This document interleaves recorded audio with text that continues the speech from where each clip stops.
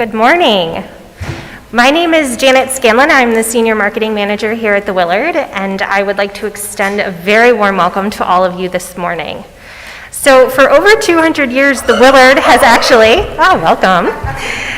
welcomed a great number of VIPs and has hosted a variety of very historic events. But I would say over the last decade or so, welcoming these two VITs, or very important turkeys, has been a highlight that we look forward to each and every year.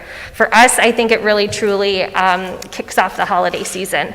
So we thank the National Turkey Federation for their hard work in continuing this tradition and for including our hotel in the festivities year after year.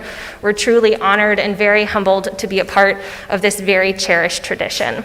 So on behalf of the Willard, I'd like to extend a warm welcome again and to wish all of you and your families a very happy Thanksgiving. And with that, I would like to turn it over to Ron Kardel, the chairman of the National Turkey Federation, to share insights on this fabulous flock this year. So Ron.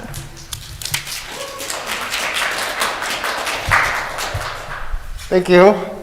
Well, this is fun, isn't it? This beats lots of other stuff.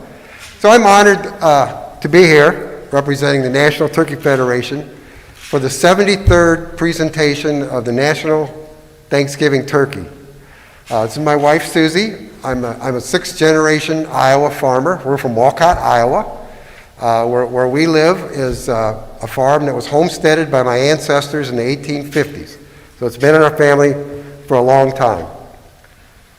I think this event is great today because Lord knows 2020 has been a little challenge, whether it's a COVID, whether it's fires, whether it's economic turmoil. I think it's great to celebrate something that's happy, something that's for everybody, something that's for all of America. So I think this is a fun deal, and it's fun for us. I also want to thank our company back home, West Liberty Foods, for their support, for the help that they provided me or us. And I'd also like to thank the Iowa Turkey Federation and Greta Irwin. And Greta is now going to explain what's going to happen to these turkeys. And little hint, it happens to be my alma mater.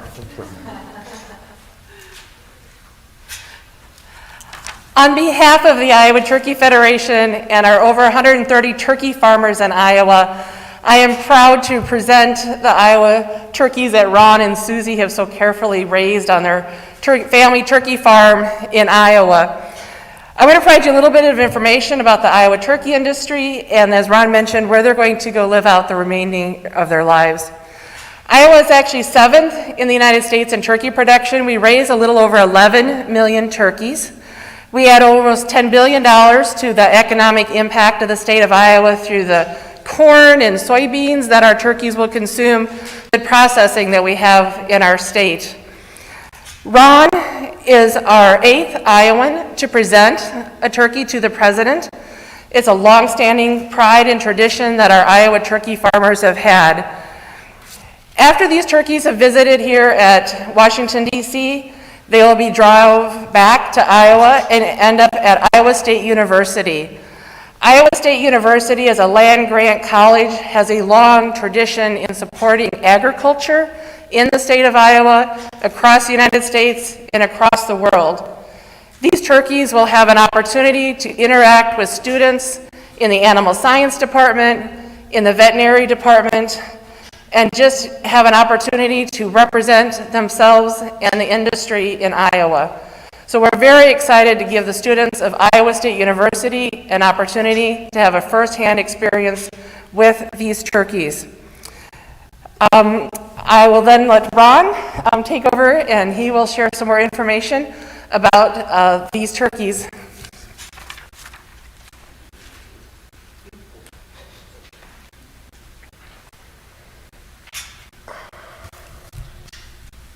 Okay, we need a drum roll. The names of the turkeys are Corn and Cob. Iowa, it fits, right? So now, if Beth could explain how the people can vote for which one will be presented to the president, that would be great. Absolutely. Sweet. So with the introduction of corn and cob for the first time, we're pleased to kick off the White House's social media polls, where folks can go and vote to pick which turkey will become the national Thanksgiving turkey and go to the White House to meet President Trump. So that poll will be open for the rest of the day today for everyone to cast their votes. We encourage you to do so. Now we're going to turn it over to Ron to take some questions from you guys if you have any right now. Any questions? This one is corn, and the one on my right is cob. Any other questions? Yes. Yes, sir. Could you tell us a little bit about how your industry is faring this year? There's been a lot of media stories. No, my industry has a daily newsletter called Thanks Report. There have been a lot of stories about consumers wanting smaller turkeys. Have you produced smaller turkeys? Is this causing any problems for you, this form of consumer demand?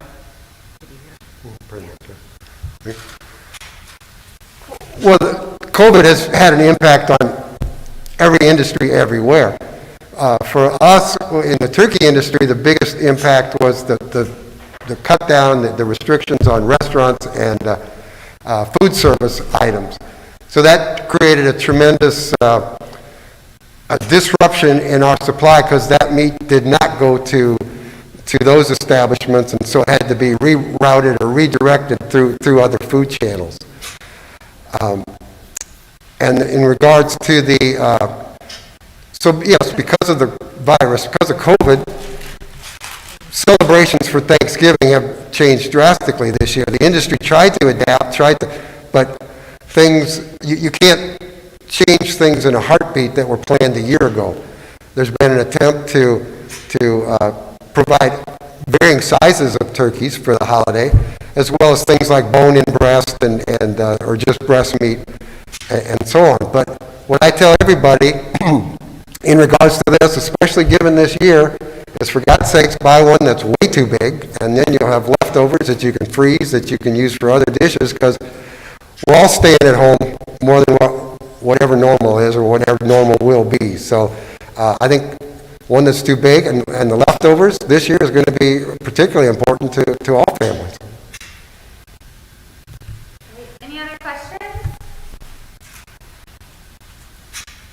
Ron, anything you want to share in closing?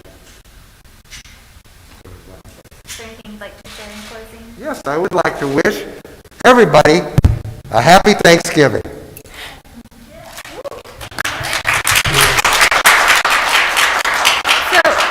We'll be around for a few more minutes for you guys to get any additional shots of the turkeys, and Ron will also be around in case you want to talk to him about his role as National Turkey Federation Chairman and bringing these turkeys to Washington. But thank you guys very much for being here, and for those who are watching online, thanks for joining us today.